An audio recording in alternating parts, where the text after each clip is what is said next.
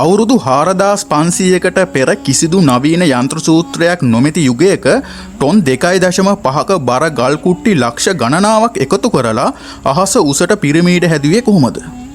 අදටත් විද්‍යාඥයන්ට ඉංජිනේරුවන්ට විසඳාගත නොහැකි ලොකුම අභිරහස මෙයයි. සමහරු කියන්නේ මේවා පිටසක්වල ජීවීන්ගේ වැඩ කියලා. ඒ වගේම තවත් අය කියන්නේ පුරාණ ඊජිප්තු වැසියන් අප නොදන්නා දියුණු තාක්ෂණයක් භාවිතා කරලා මේ විශිෂ්ට නිර්මාණ ගොඩනැගුවා කියන එක.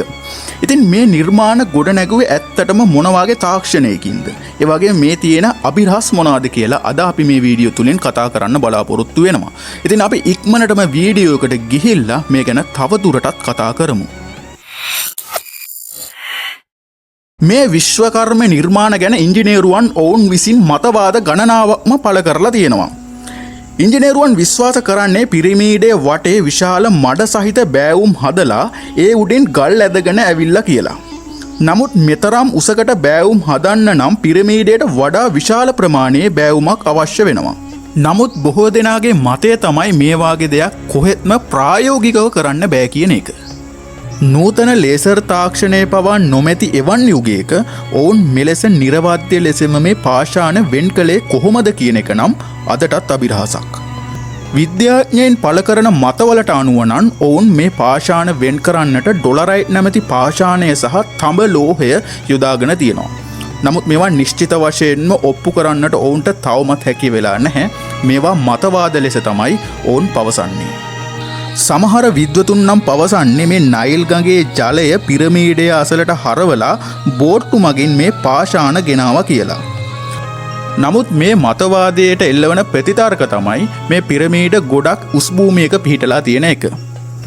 ඒ නිසා මෙවැනි උස් භූමියකට ජලය රැගෙන එන එක අපි හිතනවට වඩා අමාරු වැඩක් කියලා තමයි මේ ගැන තර්ක කරන විද්‍යාඥයින් පවසන්නේ. ඒ වගේම සමහර විද්වතුන් නම් පවසන්නේ මේවා කිසිසේත්ම මිනිස් දෑතින් කරපු නිර්මාණ නෙමෙයි කියලා. ඔවුන් පවසන්නේ මේවා අති දියුණු ශබ්ද තරංග හෝ දියුණු ලේසර් වැනි තාක්ෂණයකින් මේ පාෂාණ කපලා තියෙනවා කියලා. ඔවුන් ඒකට හේතුවක් ලෙස දක්වන්නේ අදටත් ඉතුරුලා තියෙන මේ ඇතැම් පාෂාණවල දාර ඊටම සුමට ලෙස කපලා ඉවත් කරලා තියෙන එක නිරීක්ෂණය කරලා.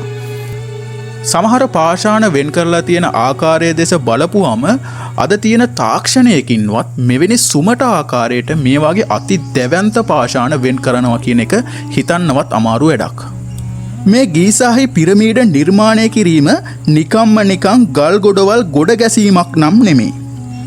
මේ ඇති ගල් කුට්ටි දෙකක් අතරට කුඩා කඩදාසි කොලයක්වත් ඇතුළත් කරන්න බැරි විදියට ඒවා එකිනෙකට තදින් සම්බන්ධ කරලා තියෙනවා. නූතන ලේසර් තාක්ෂණය පවා නොමැති යුගයක ඔවුන් මේ තරම් නිර්වාද්‍ය ලෙස මේ පාෂාණ කැපුවේ කොහොමද කියන එක අදටත් අභිරහසක්. මේවා විද්‍යාඥයින්ටවත් ඔවුන්ට නිශ්චිත වශයෙන් ඔප්පු කරගන්නට බැරිව ඔවුන් අසරණ වෙලා තියෙනවා. ඔවුන් පළ කරන්නේත් ඔවුන්ගේ මතවාද පමණයි. මේ අභිරහස් නිශ්චිත වශයෙන්ම විසඳා ගන්නට නම් තවත් වසර ගණනාවක් යාවි. විද්‍යාඥයින්ට මීළඟට තියෙන ලොකුම අභිරහස තමයි ගීසාහි පිරමීඩ 3 පිහිටලා තියෙන්නේ අහසේ ඔරායන් තාරකා රාශියේ තරු 3 පිහිටලා තියෙන ආකාරයට වීම. ඒ කාලේ දුරේක්ෂ තිබුණේ නැහැ.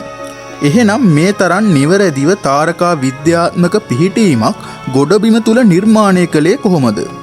සමහර පරීක්ෂකයින් නම් පවසන්නේ මේ පිරමීඩ කියන්නේ සොහොන් ගැබ් නෙමෙයි තරු අතර ගමන් කිරීමට භාවිතා කළ යම් කිසි sannivedana පද්ධතියක් කියලා. මේ පිරමීඩ තුල ඇති කුඩා සිදුරු හරියටම එල්ල වෙලා තියෙන්නේ අහසේ ඇති විශේෂිත තාරකා රාශීන් වෙතට. මේ දේ අහම්බයක් වෙන්න පුළුවන්ද? ඕගොල්ලොන්ට හිතෙන අදහස අනිවාර්යෙන්ම කමෙන්ට් සෙක්ෂන් එකේ පළ කරගෙන යන්නටත් අමතක කරන්න එපා. මෑතකදී කරපු පරීක්ෂණ වලින් හෙළි වුණා මේ පිරමීඩ වලට විද්‍යුත් චුම්බක ශක්තිය ඒකරාශී කර ගැනීමේ හැකියාවක් තියෙනවා කියලා. පිරමීඩයේ ඇතුළත රජුගේ කුටිය හදලා තියෙන්නේ රෝස ග්‍රැනයිට් වලින්. මේ පාෂාණවල ක්වාටස් ස්පටික අඩංගුයි. මේවා මත පීඩනය යොදන විට සුළු විද්‍යුත් ධාරාවක් නිපදවීමට හැකියාවක් තියෙනවා. ක්‍රිස්ටෝපර් ඩන් වැනි විද්‍යාඥයන් පවසන්නේ මේ මහා පිරමීඩ යනු අතීතයේ තිබූ දැවැන්ත වයර් රහිත බලශක්තිය නිපදවපු මධ්‍යස්ථාන කියලා. ඔවුන් පවසන පරිදි මේ පිරමීඩ මුදුනේ තිබූ රන් ආලේපිත කොටස මගින් ශක්තිය අවකාශයට මුදා හැරලා තියෙනවා. 2017 වර්ෂයේ ස්කෑන් පිරමීඩ්ස් ව්‍යාපෘතිය හරහා කරපු ස්කෑන් පරීක්ෂණවලදී මේ කොස්මික් රේ මවුන්ට් රේඩියෝග්‍රැෆි තාක්ෂණය භාවිතා කරනවා. එහිදී මහා පිරමීඩය ඇතුළත මීටර් 30ක් පමණ දිග අති විශාල හිස් අවකාශයක් සොයා ගන්නවා. අද වෙන විටත් කිසිම විද්‍යාඥයෙකුට හෝ පර්යේෂකයෙකුට මේ රහසිගත කුටි තුලට ඇතුළු වීමට අවසර ලැබිලා නැහැ. මේ තුල ඇත්තේ කුමක්ද කියන එක අදට ලෝකයට අභිරහසක්. අනාගතයේදී මේ කුටි තුලට පර්යේෂකයින්ට ඇතුල් වීමට අවසර ලැබුණොත් අපි දන්නා දේවල් වලට වඩා තවත් විශාල අභිරහස් ඔවුන් හෙළි කරන්නට පුළුවන්. ඉතින් ඒක අනාගතයේදී සිදුවන දෙයක් නිසා අපිට ඒ ගැන පූර්ව කතන දැන්ම කියන්න බෑ. මහා පිරමීඩයේ තවත් විශේෂත්වයක් වන්නේ එහි මුදුනේ තිබිය යුතු කැප්ස්ටෝන් ගල හෙවත් බෙන්බෙන් ගල අතුරුදහන් වී තිබීමයි.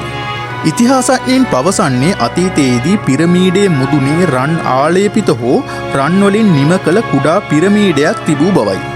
සූර්ය රශ්මිය වැටෙන විට එය මුළු මොනින්ම කාන්තාරයේම ආලෝකමත් කරමින් බැබළුණු බව පැවසෙනවා. සමහර පරීක්ෂකයින් පවසන්නේ මේ රන් මුදුන පිරමීඩය තුල නිපදවපු ශක්තිය පිටතට මුදා හැරපු ඇන්ටනාවක් කියලා. එය අතුරුදහන් වුණේ කොහොමද? කවුරුන් හෝ එය සොරකම් කළාද? නැතිනම් අනාගතය සඳහා එය ආරක්ෂිතව කොහේ හෝ සංගවලා තියෙනවද කියන එක නම් තවමත් නොවිසඳුණු අභිරහසක්. ඔබ දන්නවාද මේ ඊජිප්තු වැසියන් මේ පිරමීඩ වායු සමනය කරලා තිබුණා කියලා? මේ පිරමීඩ පිහිටලා තියෙන්නේ වසරේ වැඩිම කාලයක් දැඩි උෂ්ණත්වයක් පවතින ඊජිප්තු කාන්තාරයේ.